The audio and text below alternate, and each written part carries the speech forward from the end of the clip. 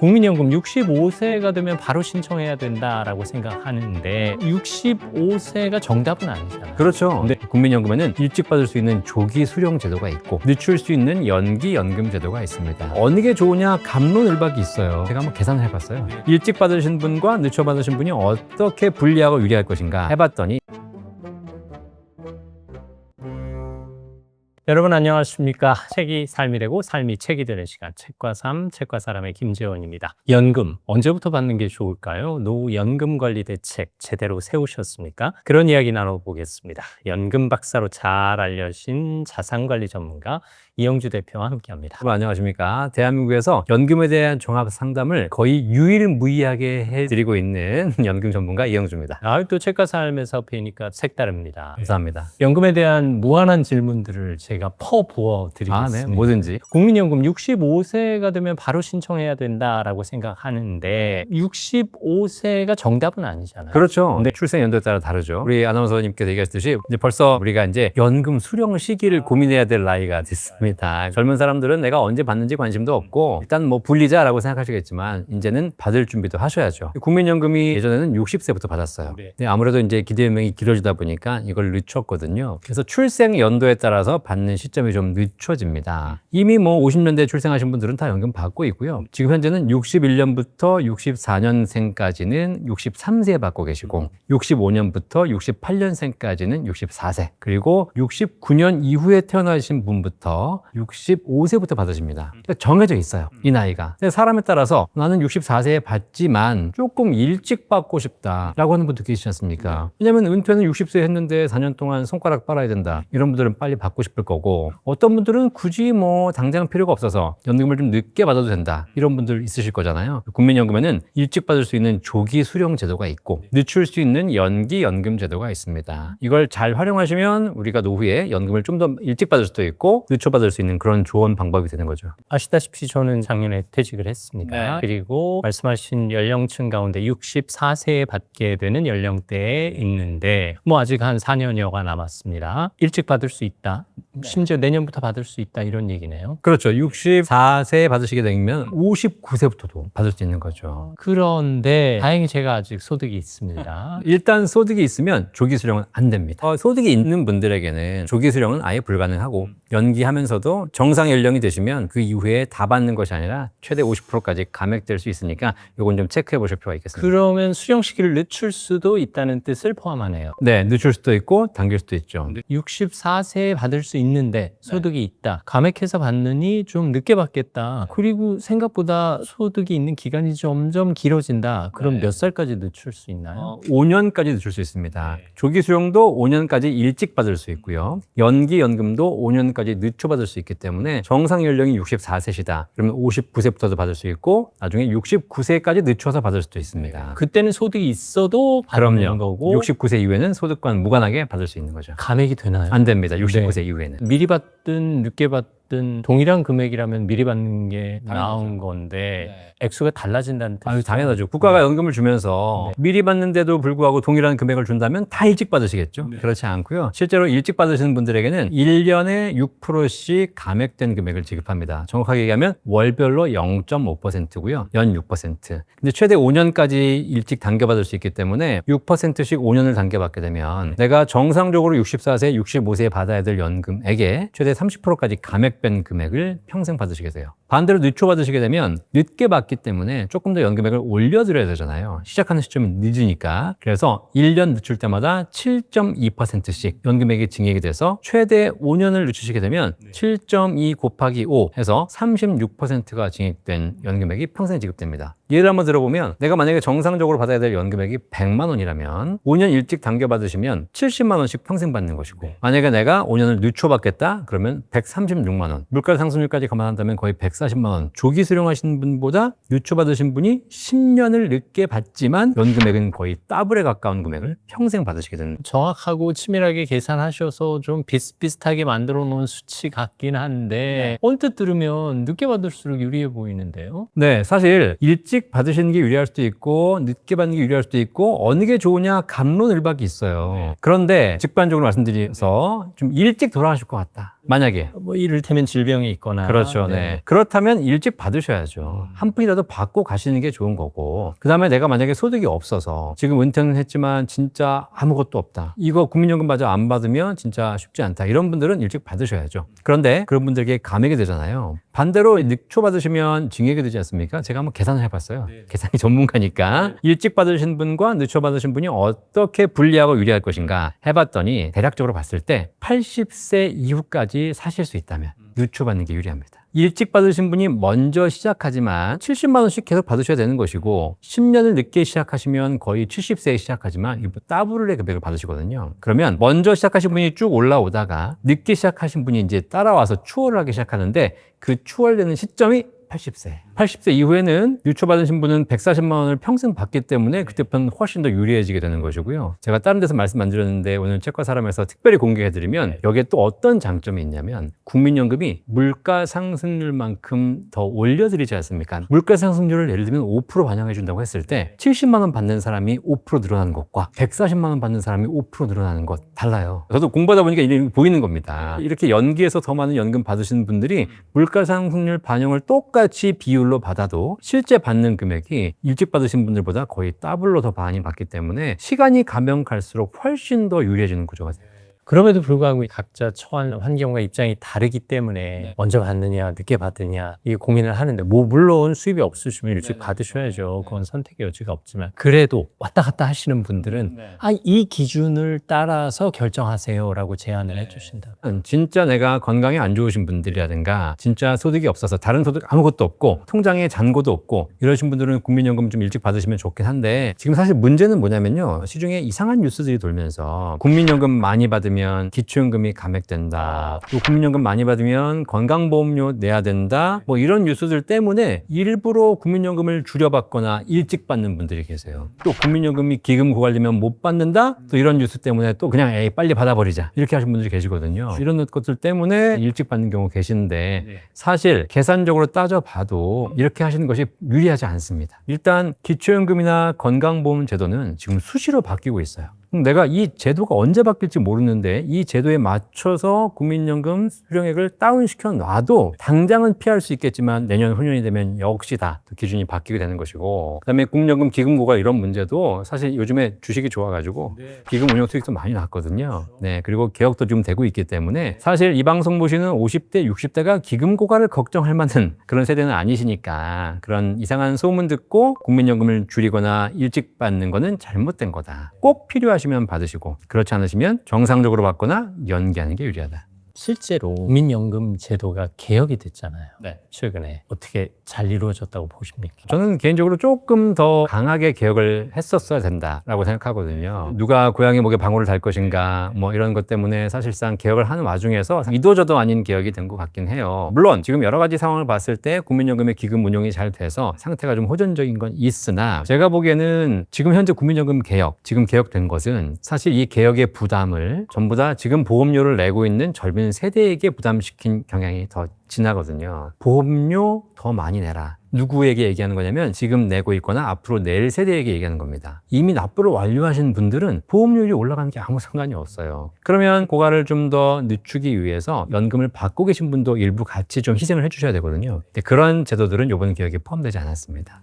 그러면 부익부 빈익빈 이런 표현이 어울리기도 해요. 그게 국민연금 제도는 사회복지제도이기 때문에 어려우신 서민들이나 저소득층에게 더 유리해야 되는 거거든요. 근데 지금 우리가 보고 있는 이 연기연금이나 조기수령 제도도 사실 이걸 잘 훑어보면 이 제도가 과연 사회복지제도의 틀과 맞는가에 대해서 고민하게 되는 이 제도는 좀 잘못된 제도인가 아닌가 이런 생각이 들기 시작해요. 잘 보십시오. 좀 전에 제가 국민연금을 일찍 받으시는 분들은 6%씩 감액을 한다고 했고 늦춰 받으시는 분들은 7.2%씩 증액을 한다고 했지 않습니까? 저도 그 숫자 차이가 좀 의아하긴 그렇죠. 했어요. 이게 조금 너무 심하잖아요. 그런데 여기서 잘 보시면 일찍 받으셔야 되는 분들은 여유가 있으신 분들이 아니에요. 저소득층이고 어려우신 분들이죠. 이분들에게는 6%씩 감액을 때립니다. 반대로 국민연금을 지금 안 받아도 되시는 분들, 누구냐면 통장에 잔고도 많이 있고 다른 소득도 있으신 분들, 이런 분들은 사실 국민연금을 늦춰받게 되는데 이분들에게는 7.2%의 증액률을, 이게 사실 감액하시는 분들에게 한 2% 감액하고 증액하는 사람한테 한 2.5% 증액한다, 이 정도면 제가 충분히 받아들일 수 있겠어요. 근데 감액하는 분들에게는, 어려우신 분들에게는 6%씩 감액을 하고 오히려 여유가 있으신 분들은 7%씩 증액을 해주는 것은, 이것이 오히려 연금에 있어서 부익부 빈익빈을 더 가중시키는 정책이다. 기울기가 너무 커요. 왜 그러냐면 이 제도가 처음 만들어졌을 때는, 그때는 금리가 높았잖아요. 한 10년, 20년 전에. 그러니까 이 정도 해줘도 괜찮았었던 거죠. 근데 지금은 우리가 저금리 시대를 살고 있지 않습니까? 은행금리 2%, 3%인데 7.2%. 그럼 사실 누가 국민연금을 받겠어요? 그냥 놔두면 7.2%인데. 수령 연기를 유도하는 듯한. 그렇죠. 그래서 오히려 연기하라고 만들어 놓은 제도거든요. 네. 근데 이제는 노후에 일도 하고 있고 여러 가지 하고 있기 때문에 이런 부분에서 많이 제도가 좀 바뀌어야 될 필요가 있습니다. 기초연금 같은 경우에도 그런 경우가 있어요. 기초연금은 지금 개정이 논의되고 있는데 부부 감액 제도가 있어요. 기초연금을 혼자 받으면 다 주는데 부부가 같이 받으면 20%를 감액을 합니다. 이게 사실 상식적으로 맞는 거예요. 왜냐면 혼자 사는 것보다 둘이 산다고 해서 따블이 2배가 들어가지는 않거든요. 그러니까 둘이 받으면 20%씩 감액을 하겠다. 원래는 100 받아야 되는데 둘이 받으면 100백이 아니라 80, 80에서 160 주겠다. 이게 사실 맞는 이야기입니다. 그런데 저소득층으로 가면 얘기가 달라져요. 저소득층 엥겔계수라고 하죠. 이런 데가 높은 계층으로 가게 되면 혼자 사는데 100 들면 둘이 살면 200 이상 들어요.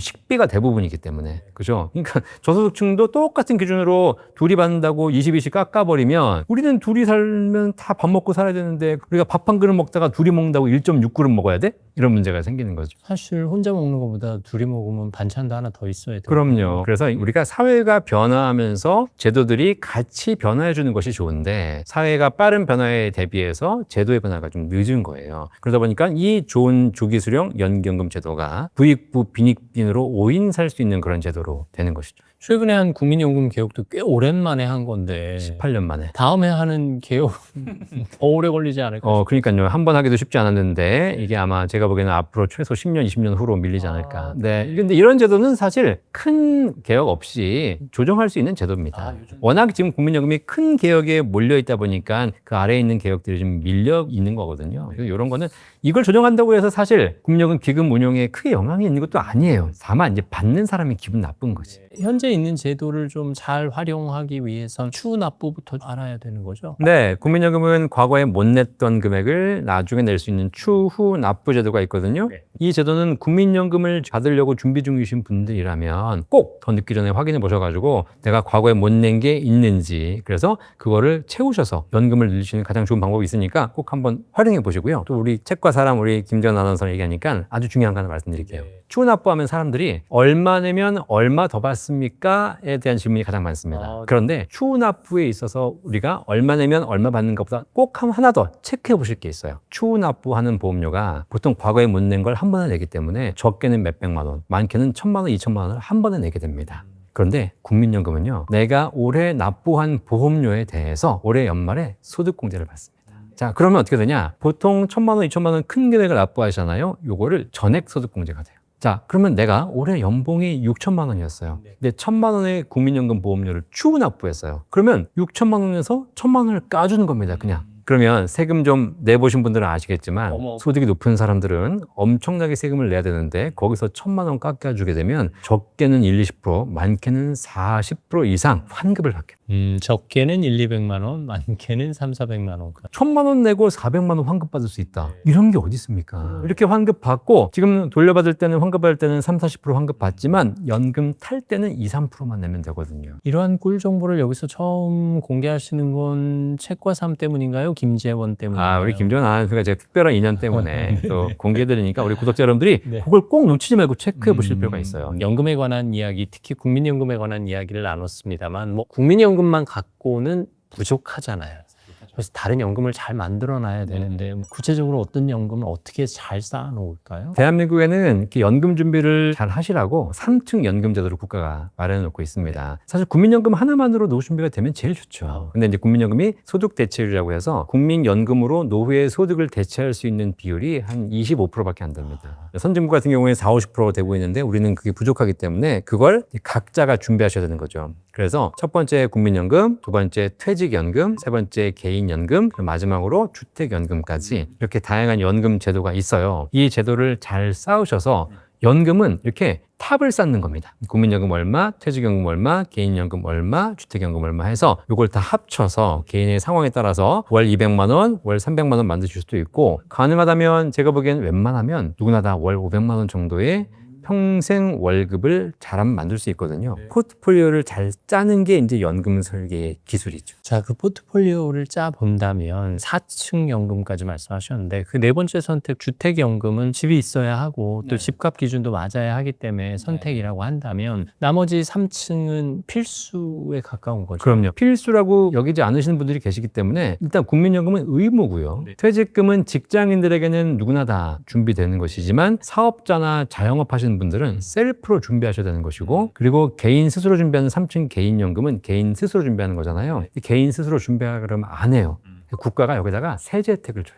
유인하는 거죠. 제발 좀 해주세요. 그래서 이걸 연금을 준비하시면 제가 세금을 돌려드리겠습니다. 그래서 세 공제라든가 비과세라든가 이런 혜택을 따로 드리고 있는 겁니다. 정부 입장에서도 국민들이 개개인별로 연금을 잘 만들어 놔야 편한 거죠. 그럼요. 우리나라가 전 세계에서 노후 빈곤율이 제일 높다고 하는데 젊은 세대도 청년 세대도 되게 중요하지만 노후 세대가 안정이 되고 또 그들이 가진 돈을 잘 써줘야 소비가 유발되고 국가가 돌아가잖아요. 어떤 분들이 복지제도에 대해서 오해하시는 분도 계시겠지만 어려우신 분들이 안정적으로 살게 돼야 국가 경제가 좀 안정되게 돌아가더라고요. 그런 차원에서 연금 제도를 잘 준비하는 것, 또 국가가 세제 지원을 해주는 것, 사실 지금 해주는 것보다 더 해줘야 된다고 생각해요. 자, 두 번째 퇴직연금 가겠습니다. 작년에 퇴직했는데 그냥 무조건 IRP 퇴직연금에 넣어야 된다고 해서 퇴직금 만져보지도 못하고 들어갔습니다. 만져보지 못한 게 다행입니다.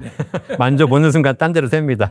퇴직하시게 되면 퇴직금을 IRP로 받으시게 돼요. 사실 근데 IRP를 받는 것이 현재까지는 의무는 아닙니다. 그러니까 내가 그냥 나 주세요. 그럼 일반 계좌로 받을 수도 있습니다. 그리고 일반 계좌로 받은 돈을 60일 이내에 다시 IRP로 넣을 수도 있고요.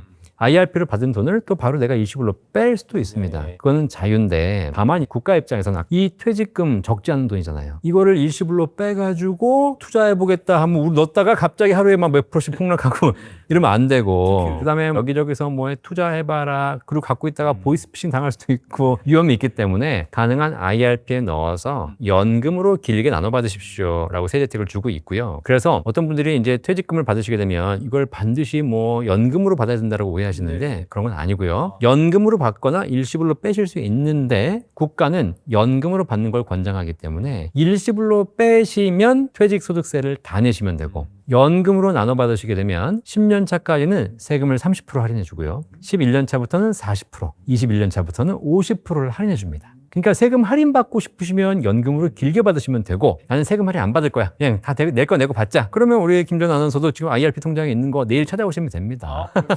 네, 찾아와가지고 싹 날리시겠죠 이제. 네. 그리고 연금계좌 안에 있는 돈을 운용할 수 있는 거잖아요. 안정자산, 위험자산, 투자 비율도 나눠져 있더라고요. 네. 그래서 가장 많이 받는 질문이 그런 거예요. 지금 아마 고민하실 겁니다. 네. IRP에 퇴직금이 들어왔는데 내가 이걸 어떻게 운용할 것인가. 적지 않은 돈이죠. 근데 뭐 그냥 은행 예금에 두자니 이자는 낮고, 그렇다고 투자하자니 지금 오늘 같은 이렇게 막 주식이 막 급락급등하는 장에서 거기에 또 휘말리기도 쉽지 않고 그렇지 않습니까? 방법이 있어요. 뭐가 좋을까, 언제 살까 이런 거 고민하지 마시고요. 그냥 적절한 비중과 적절한 금액으로 우량한 펀드, 우량한 ETF에다가 자동 이체해 두시는 게 좋습니다. 내가 한 달에 100만 원씩 꾸준하게 우량한 펀드를 사겠다. 그래서 그걸 사두시고 잊어버리시는 거예요. 어차피 당장 내가 돈을 뺐을 게 아니잖아요. 그래서 모든 주식 전문가들이 얘기하는 게 투자의 정석은 buy and hold, 사서 묻어두는 것이죠. 그렇게 해서 자동 이체하는 방법이 제일 좋을 것 같습니다. 근데 이제 최근같이 주식시장이 호황일 때는 뭐 IRP 연금계좌에 있는 돈도 막 올라가잖아요.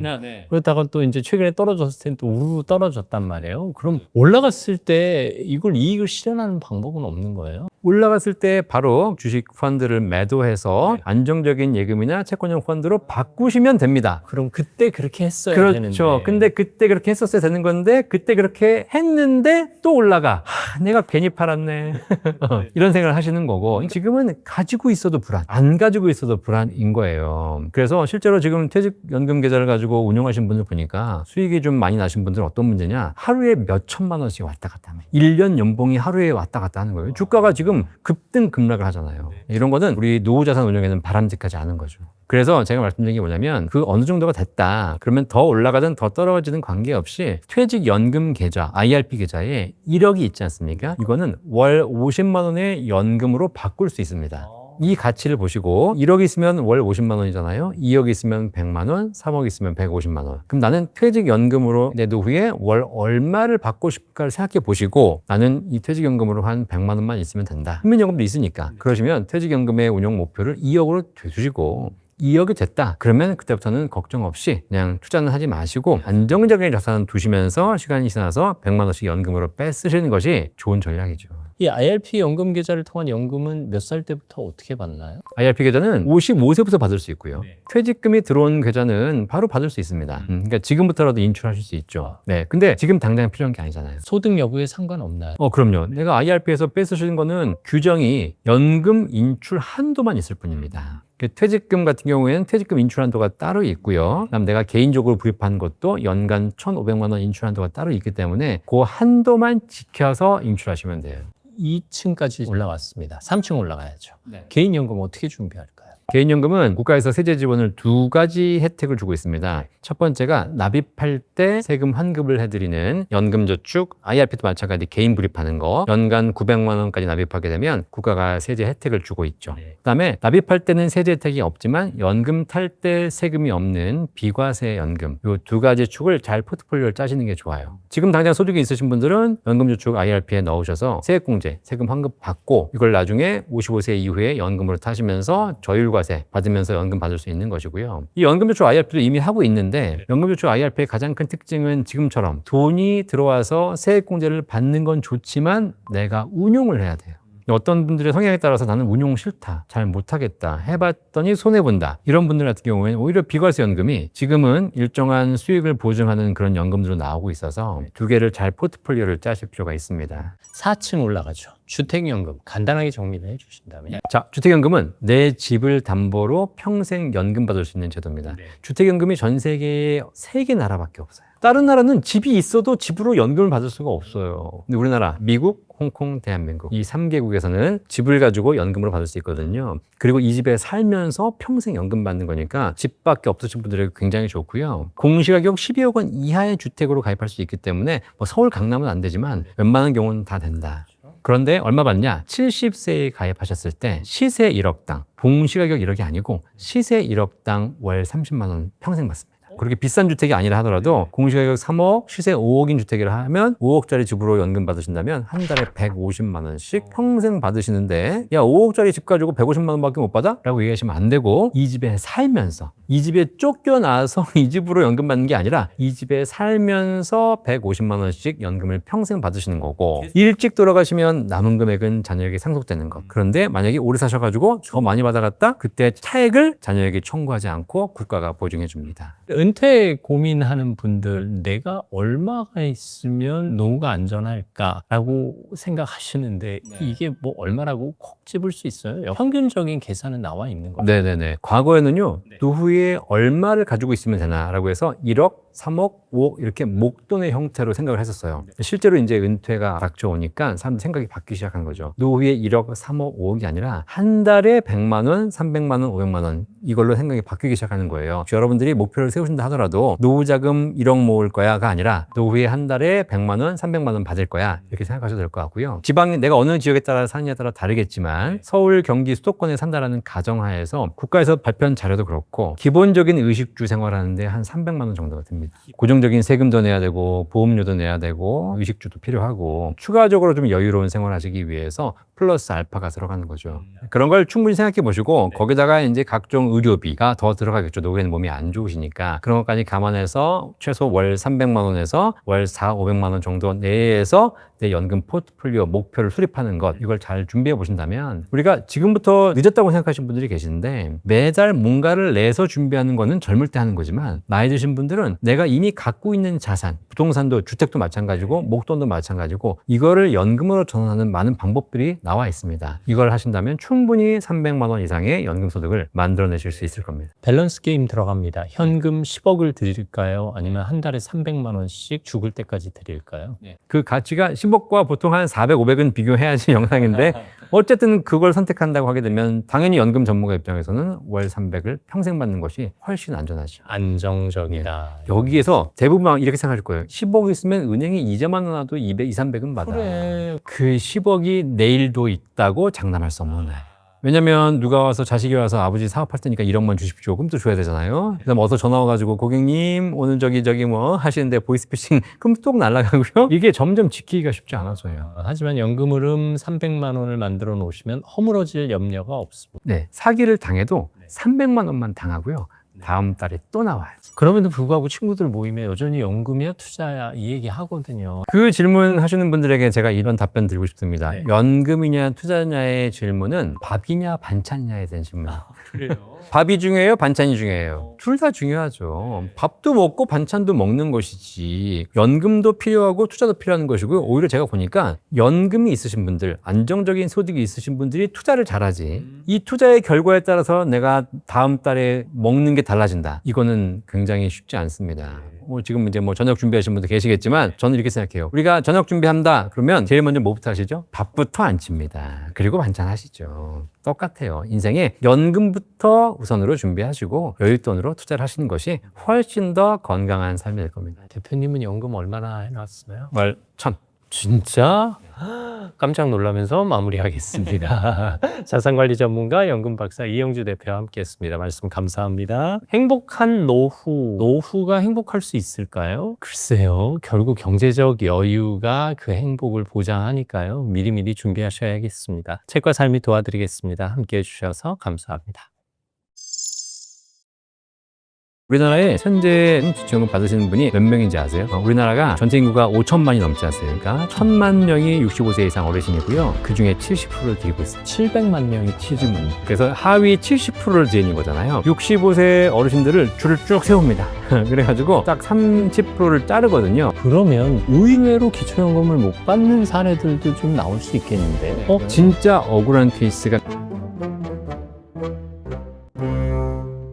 여러분 안녕하십니까? 책이 삶이 되고 삶이 책이 되는 시간 책과 삶, 책과 사람의 김재원입니다. 나이가 들수록 연금에 의지할 수밖에 없습니다. 연금이 종류가 워낙 많아서요. 미리미리 공부를 해도 잘 모릅니다. 젊은 사람들 미리미리 관심을 두셔야 한다는 이야기이기도 한데요. 또 행복한 노후를 설계하시는 분들에게는 필수이기도 합니다. 국민연금만 아시죠? 기초연금도 있습니다. 그 기초연금이 뭔지 짚어드리겠습니다. 자산관리 전문가 연금 박사 이영주 대표와 함께합니다. 어서 오십시오. 안녕하세요. 대한민국에서 연금에 대해서 정확하고 객관적으로 상담해드리는 연금 전문가 이영주입니다. 소개가 좀 겸손해지셨어요. 정확하고 객관적이고 최대한 정확하고 최대한 객관적으로. 네. 그게 제일 중요해요. 사실 그런 정보가 필요한 시대이기도 한데요. 국민연금 합니다만 우리에겐 기초연금이 또 있습니다. 혼동하시는 분들도 적지 않거든요. 정확하게 맥을 좀 짚어주세요. 용어를 혼동하시는 분들이 계세요. 노령연금 안 주냐? 뭐 이렇게 얘기하시면서 사실 노령연금이라는 용어는 국민연금을 연금으로 받을 때에 수령하는 용어가 노령연금이에요. 네, 우리가 국민연금 받는다 하시지만 실제 노령연금 받으시는 거죠.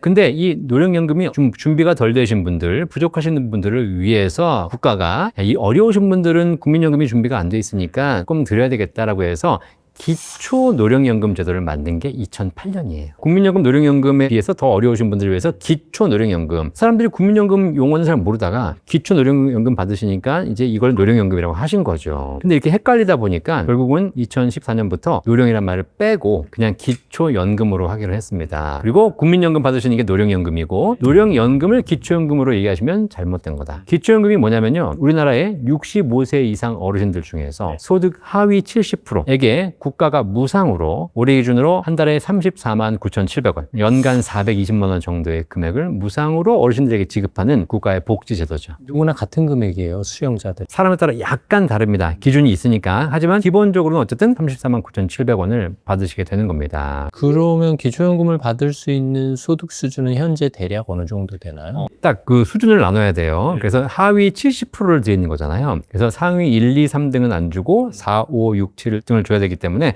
그 3등과 4등을 딱 구분하는 기준이 있습니다. 이게 소득 하위 70%예요. 이걸 좀 어렵게 생각하시는 분들이 계신데 65세 어르신들을 줄을 쭉 세웁니다.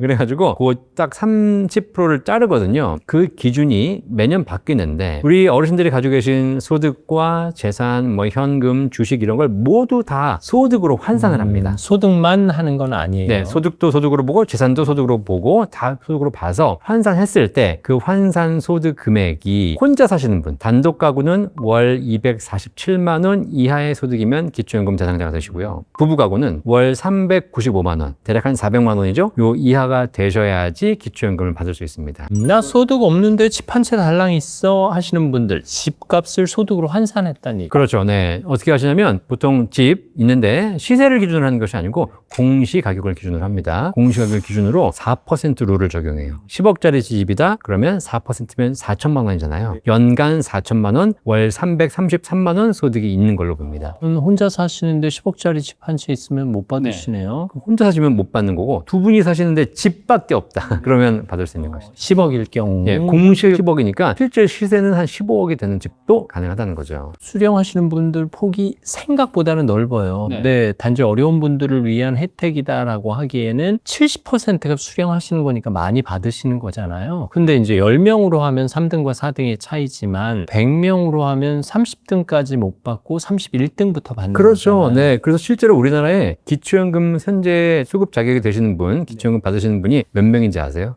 우리나라가 전체 인구가 5천만이 넘지 않습니까? 근데 노인 인구가 20%가 넘었습니다. 1,000만 명이 65세 이상 어르신이고요. 그 중에 70%를 드리고 있습니다. 700만 명이 받아요. 700만 명 받고 계십니다. 그러면 상위 소득 300만 등까지는 못 받고 300만 1등부터 받으시는 그렇죠. 거잖아요. 딱 그렇게 딱 잘라서 드리는 거고요. 그 기준을 자른 소득 기준이 아까 말씀드린 대로 단독 가구, 부부 가구 그 소득 기준이 있는 거죠. 그러면 300만 등과 300만 1등의 소득 차이가 많지 않을 텐데 34만 원 더 받음으로써 300만 1등이 299만 8천 등이 될 수도 있겠네요. 역시 예리하십니다. 이게 계산이 되니까. 자, 이런 질문 하실 수 있고, 실제로 작년에 그 대통령께서도 그런 질문 하셨어요. 보건복지부 장관한테. 그렇죠. 근데 여기서 그러니까 좀 억울할 수 있지 않습니까? 예를 들면 딱 700만 원 못 들어가가지고 기초연금 못 받는데 옆집은 간발의 차이로 들어가가지고 받는 거예요. 아니, 우리가 서로 비슷하게 살고 있고 어려운데 나는 간발의 차이로 못 받고 저 집은 간발의 차이로 받으니까 이게 좀 억울하다라고 하신 분들 계시지 않습니까?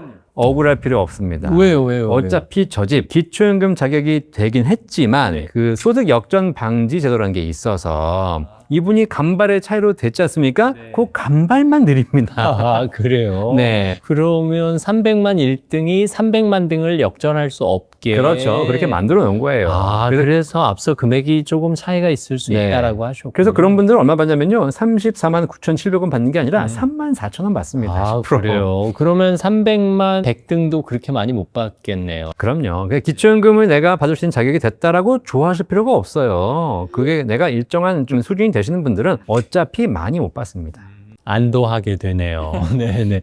아니, 나라가 오죽 알아서 잘 창의적으로 챙겼겠어요. 만든 거죠. 네. 이게 이제 집 얘기까지는 했는데 사실 요새 자동차 값이 꽤 비싸서요. 차값도 반영이 되나요? 네, 그럼요. 내가 갖고 있는 모든 자산을 반영하는데요. 사실 이 자동차 가격의 반영 기준은 약간 좀 아이러니합니다. 그래요? 네. 일반적인 소득은요. 내가 100만 원 있으면 100만 원 반영되고 200만 원 있으면 200만 원, 300만 원 있으면 300만 원 반영되는데 자동차가 있으신 분들은 조금 유의하실 필요가 있어요. 국가에서 기초연금을 줄 때 자동차 가격을 그대로 환산해서 기초연금 소득으로 반영을 하는데 딱 봤더니 차값이 4천만 원이 넘어. 3,999만 원까지는 괜찮아. 4천만 원이 넘어. 그럼 국가는 무슨 생각하냐? 저 사람은 좀 있는 사람이네. 그래서 차량가액으로 4천만 원이 넘는 차를 가지고 계시는 분들은 기초연금 자격 기준을 환산을 할 때 예를 들면 4,100만 원짜리 차를 가지고 계세요. 이분은 월 소득이 4,100만 원 있는 걸로 봅니다. 연소득이 아니라 월 소득 4,100만 395만 원 있는 걸로. 그냥 탈락이죠. 월 소득 395만 원 이하여야지 합격인데 이미 자동차 한 대 때문에 4,100만 원이 되는 거예요. 내가 비싼 집은 없어. 근데 난 차를 좋은 걸 타고 싶어서 비싼 차를 탔는데 기초연금에서는 자동 탈락이 돼버리네. 그럼요. 근데 중요한 건 4,100만 원이 비싼 차가 아니라는 거예요. 더 이상 이제. 이제는 지금은 이미 그랜저는 5,000, 6,000이고요. 소나타에다가 옵션 몇 개 넣으면 4,000이 넘어요. 그러면 오래된 중고차를 탈 수밖에 없네요. 그러니까요. 그래서 실제로 이 자격 기준도 좀 바뀌어야 된다고 생각하는데 어쨌든 지금은 그래서 4천만 원 넘으신 차를 타면 기초연금은 무조건 안 된다라고 보시면 되고. 차량 가액은 보험할 때 나오는 그 차량 기준 그럼요. 여기서 한 가지 알고 계실 게 그럼 내가 살 때 4,100만 원짜리 차를 샀다면 네. 올해는 안 되지만 내년 되면 차량이 이제 중고차 감가가 되지 않습니까? 그래서 그 감가가 되면 그 감가된 기준으로 적용하기 때문에 4천만 원 이하로 떨어지게 되면 그때부터는 따로 평가를 해서 기초연금 자격이 될 수 있겠죠. 나는 차 없어. 그리고 재산 하나도 없어. 집 한 채 있는데 오래된 아파트야. 근데 강남이야. 하시면 쉽지 않겠어요. 그렇죠. 어차피 내가 살고 있는 집이 공시 가격 기준으로 보기 때문에 다른 건 없어도 일단 시세가 한 15억, 20억이 넘어가게 되면 공시가격 기준으로도 한 10억, 15억 되는 것이고 그럼 아까 평가 기준으로 했을 때 기초연금 탈락하시기 때문에 굉장히 안 좋으시죠. 역으로 생각해 보면 10억, 15억짜리 집을 갖고 있어도 기초연금을 받을 수 있다는 얘기예요. 환산하면 기준에 들어가거든요. 사실 지금 기초연금 기준 자체가 약간 좀 논의가 많이 되고 있고 개편 예정이 되고 있는 이유가 뭐냐면 15억짜리 주택, 고가 주택에 살고 있는 사람이 기초연금 받을 대상은 아닌데 기초연금을 받고 있게 되었다. 지금 이제 개편이 예정되어 있습니다. 그러면 의외로 기초연금을 못 받는 사례들도 좀 나올 수 있겠는데요. 네. 저분은 당연히 받으셔야 될 것 같은데 못 받으신다고요? 하는 분들도 있겠어요. 진짜 억울한 케이스가 몇 군데가 있는데요. 기준상으로 못 받게 되는 게 뭐냐면 공무원 연금 수급자는 기초연금 못 받습니다. 공무원 연금을 받으신 분들은 아무래도 연금이 조금 더 유리한 혜택을 받고 있는 거니까 저분들은 뭐 기초연금 안 드려도 되겠지라는 생각에서 공무원 연금 수급자들은 기초연금을 안 드리는데 사실 공무원 연금 수급자들이 다들 뭐 많이 받는 건 아니거든요.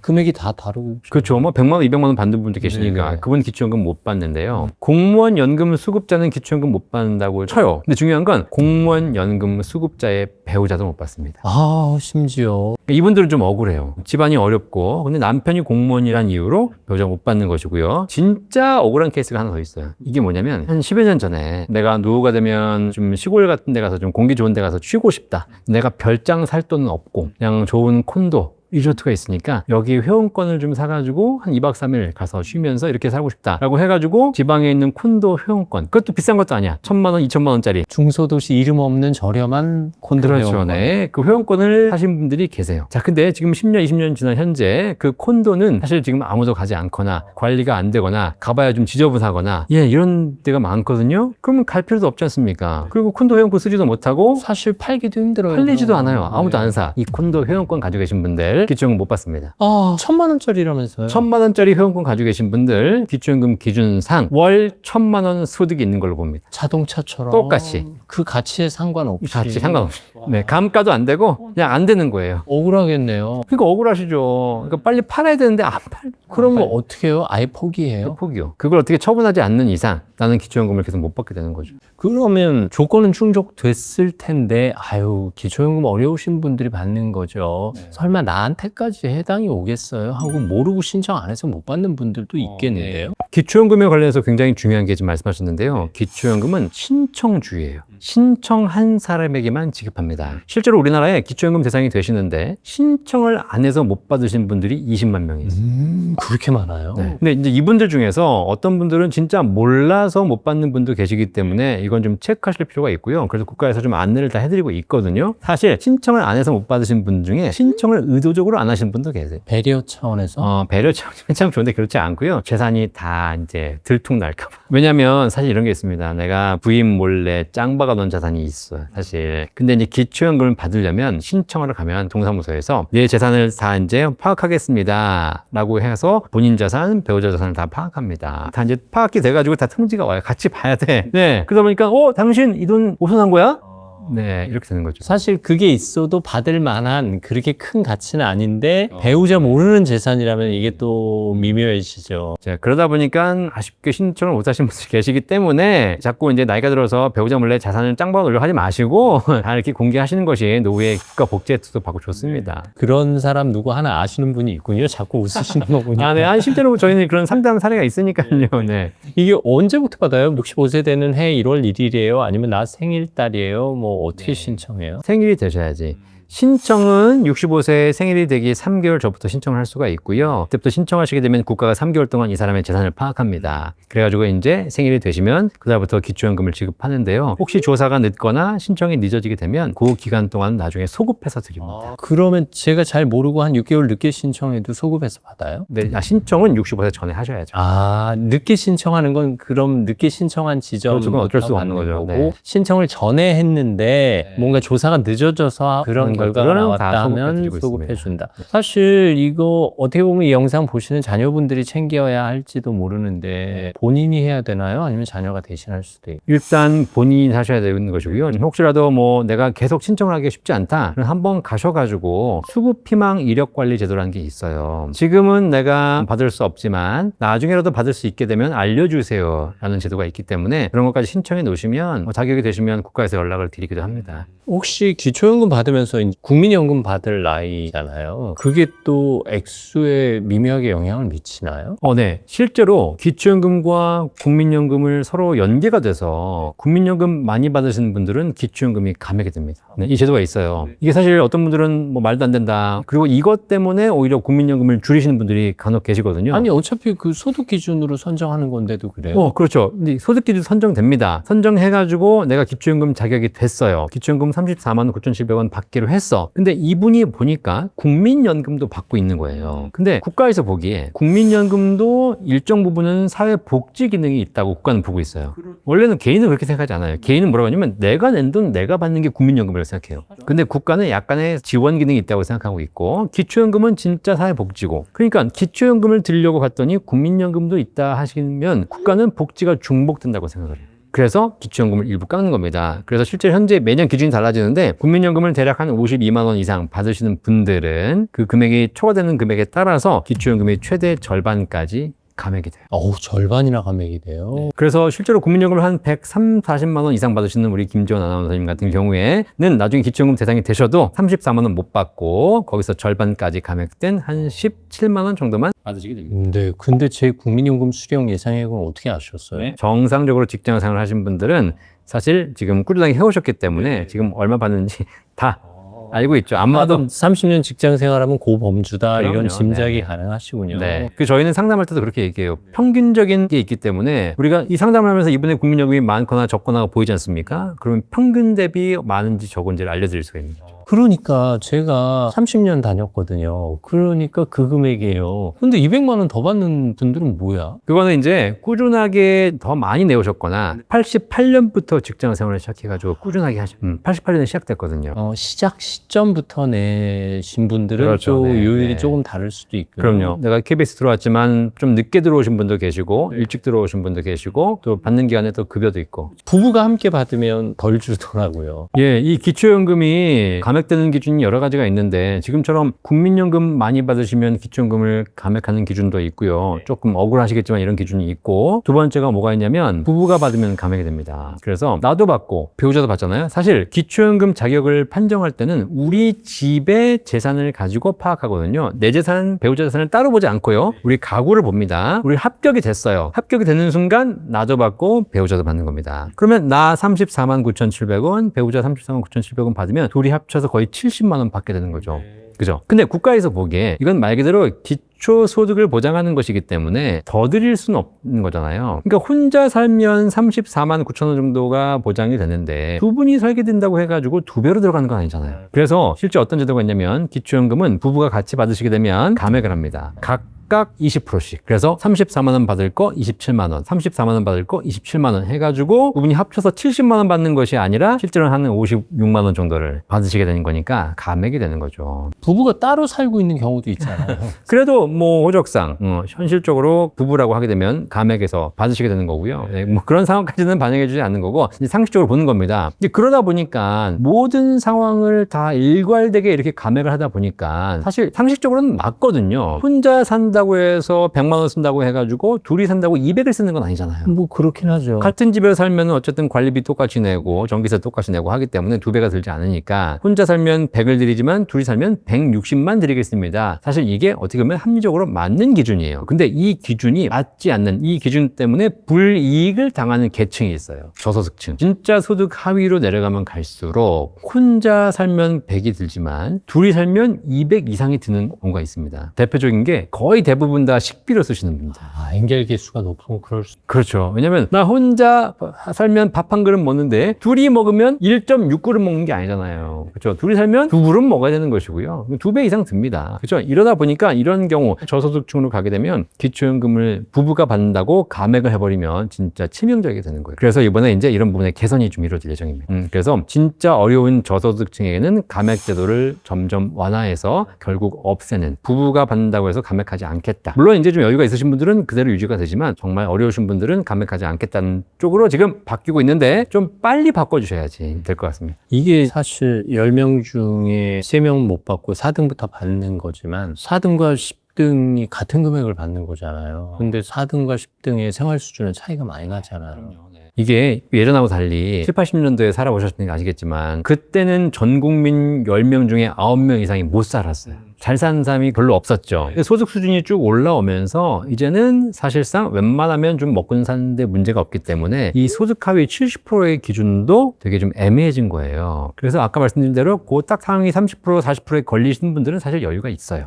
기초연금까지 필요 없으신 분들도 있죠. 그런데 진짜 소득 하위 제일 밑에 있는 분들은 더 어려울 수 있거든요. 그리고 더 웃긴 건 뭐냐면 진짜 소득 하위 정말 밑에 계신 분들, 이분들은 기초연금 못 받습니다. 왜냐면 이분들은 기초 생계급여를 받거든요. 기초 생계급여라고 국가에서 이제 어려우신 저소득층, 정말 정의 차상위 계층에게 국가가 지급하는 게 있어요. 이분들은 차라리 기초 생계급여를 받으면 일반 생활비도 지원받고 의료비도 지원받습니다. 그런데 이분들이 이걸 받기 때문에 기초연금 못 받아요. 복지제도 때문에 그래요. 기초생계급여로 복지를 주고 있는데 기초연금을 또 줘 이런 거예요. 근데 제도상 그렇기 때문에 여기가 약간 사각지대인 거죠. 오히려 진짜 어려우신 분들은 기초연금 못 받는 문제가 발생해요. 신청해서 잘 받고 있다가 갑자기 취직이 되거나 소득이 생겼어요. 그러면 순위 변동에 따라서 조치가 이루어지나요? 그럼요. 이게 이제 뭐 3개월, 6개월 단위로 국가가 계속 평가를 합니다. 그래서 이분이 자산이 좀 늘어나셨다. 그러면 소득 기준은 또 올라가지 않습니까? 그럼 탈락이 됩니다. 기초연금이 내가 지금 받았다고 해가지고 평생 받을 수 있는 게 아니에요. 내가 지금 못 받았다 그래가지고 평생 못 받는 게 아니에요. 이 기준이 계속 바뀌기 때문에 내 자산과 이 기준을 보면서 그레이드 안에 들어오시면 받는 것이고 기준 안에 못 들어오면 탈락되는 거거든요. 대표적으로 최근에 주식이 많이 올랐잖아요. 그렇죠? 근데 주식을 내가 갖고 있었는데 내가 통장에 한 5천만 원 주식이 있었는데 이게 갑자기 올라가지고 예를 들면 SK 하이닉스를 샀다. 그럼 이 5천만 원이 5억이 되는 거예요. 기초연금 탈락되는 거예요. 자동으로 처리돼요? 아니면 내가 신고를 해야 돼요? 신고하지 않아도 국가가 자동적으로 6개월 단위로 평가하면서 탈락이 되면 이제 통보가 가는 것이죠. 반대로 내가 지금 탈락이 됐잖아요. 근데 자동 수급 희망 이력 관리 제도를 신청해 놓으시면 나중에 또 기준에 들어오시게 되면 국가가 또 연락해 줍니다. 기초연금도 개혁된다 소문 계속 있었는데 좀 늦춰지나 봐요. 이게 네. 그럼 좀 나아질까요? 그런데 오늘 영상 찍는 오늘 이제 공식적으로 발표가 나왔습니다. 이렇게 하겠다고. 국가에서 했으니까 앞으로 그렇게 될 거고 조만간 될 겁니다. 지금 말씀하신 대로 기초연금이 개편이 진행되고 있는데요. 이게 계속 바뀌는 제도거든요. 근데 말씀드렸듯이 우리나라의 노인들의 소득 수준이 올라가면서 기초연금 받으시는 분들의 적지 않은 분들이 이제는 여유가 있는 분들이에요. 아파트 10억, 15억짜리 사시는 분도 기초연금 받게 되는 것이고 소득이 한 달에 500, 600만 원 있으신 분도 기초연금 받게 되는 구조가 들어오다 보니까 이건 아닌 것 같다. 라고 해서 이번에 이제 바뀝니다. 어떻게 바뀌냐? 하후, 상박. 이렇게 바뀌어요. 하후. 정말 저소득층 어려우신 분들에게는 지금보다 더 후하게 드리는 거고 상박 조금 더 여유가 있는 분들에게는 좀 박하게 드리자. 그래서 아마 조만간 나오겠지만 정말 하위 한 30-40%에 계신 분들은 지금보다 조금 더 유리하게 더 드릴 수 있는 기초연금 제도를 만들고 그다음에 그 위에 계신 분들은 지금보다 조금 더 불리하거나 좀 더 적은 금액을 받으시게 될 거예요. 4, 5, 6등은 덜 받고 8, 90등은 조금 더 그렇게 받는 될 걸 겁니다. 기대하셔도 된다는 거죠. 네. 그래서 우리가 기초연금을 받고 싶어서 고민 중이신 분들이 계신데 우리가 알아야 될 메시지가 뭐냐면 기초연금 제도가 수시로 바뀔 것이고 앞으로 지금보다 더 강화됐으면 강화됐지 더 완화되지 않는다는 거예요. 그래서 기초연금 받으려고 내 재산을 줄이거나 국민연금을 줄이거나 뭐 이런 전략을 하시는 거는 바람직한 전략이 아니다. 그래서 기초연금은 기초연금대로 받을 수 있으면 좋은 것이고 아니면 어쩔 수 없는 것이니까 그 이외에 추가적인 삼층연금, 국민연금, 퇴직연금, 개인연금을 더 준비를 열심히 하시는 것 이것이 훨씬 더 현명한 전략이 되겠습니다. 듣고 보니까 줄어들거나 안 주는 건 나라가 알아서 다 챙겨가는데 뭔가 받아야 되는 건 내가 신청해야 되니까 그럼 어디 가나 그렇죠. 네, 이런 영상에 귀를 좀 기울여야 되겠습니다. 그럼 결국 행복한 노후 준비의 열쇠는 어디에 있는 거예요? 행복한 노후 준비의 열쇠는 정말 다 필요 없이 매달 평생 월급, 평생 소득을 잘 준비하는 것. 그 다음에 추가로 하나 더 말씀드리자면 연금 전문가 입장에서는 아니지만 제가 해보니까 노후에 평생 할 일을 만드시는 것도 굉장히 중요하더라고요. 한 달에 300, 500만 원 나오고 통장에 몇 억이 있어도 집에서 놀고 있으면 쉽지 않고요. 예, 이거 뭐 우리가 1, 2년, 3, 4년 놀다가 하늘나라 가시는 게 아니라 정말 3, 40년 쉬셔야 돼요. 이제 보람과 가치를 찾을 수 있는 일, 소득이 안 되더라도 사회에 재능 기부할 수 있는 일도 좋습니다. 그래서 할 일과 소득을 같이 병행해서 준비하시는 것이 행복한 노후의 답이 되겠습니다. 여유가 있는 분들은 자원봉사 일 더 알아보시고 또 좀 나름대로 준비해야 되겠다 싶으면 액수에 상관없이 또 꾸준히 일마다 하지 마시고 그리고 또 노인 일자리 사업이 지금 잘 되어 있습니다. 네, 구청에 물어보시면 굉장히 많이 있어요. 다양한 기회를 잘 포착하셨으면 좋겠습니다. 오늘 기초연금에 대해서 많이 배웠습니다. 자산관리 전문가 연금 박사 이영주 대표와 함께했습니다. 말씀은 감사합니다. 고맙습니다. 자산을 관리한다는 것, 연금을 관리한다는 것, 내가 뭔가 알고 움직여야 된다는 뜻이 아닐까 싶습니다. 그런 정보들 저희 책과 삶이 또 잘 챙겨드리겠습니다. 함께해 주셔서 감사합니다.